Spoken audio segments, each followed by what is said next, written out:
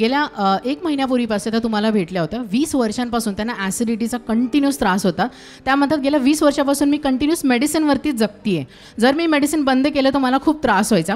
पण त्या म्हणतात मागच्या महिन्यामध्ये तुम्ही त्यांच्यासाठी प्रार्थना केली आणि ते म्हणतात आता त्यांचा तो त्रास पूर्णपणे निघून गेलेला आहे. आता एकही गोळी त्या खात नाही आहे. प्रभूने त्यांना पूर्णपणे बरं केलेलं आहे. सेकंड टेस्टिमनी पास्टर, त्या डेली वेजेसवर कंपनीमध्ये पास्टर हँड ग्लोव्ज स्टिच करायचं काम त्या करतात. आणि त्या सांगतात नेव्हर इन माय ड्रीम, मी कधी इमॅजिन पण केलं नव्हतं की माझं स्वतःचं घर पण असू शकतं.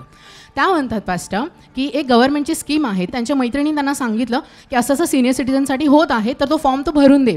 त्यांनी फक्त एकच प्रार्थना केली की प्रभू हे जग तू निर्माण केले, या जगातला एक छोटासा तुकडा माझ्यासाठी तू देऊन टाक जर तुझी इच्छा असेल तर. आणि प्रभू इतका महान आहे पास्टर, 1 गुंठ्याची जागा आज त्यांच्या नावावरती झालेली आहे पास्टर. सिंगल रुपी त्यांच्या पॉकेटमधून गेलेला नाही आहे पास्टर. सगळं गव्हर्नमेंट करत आहेत.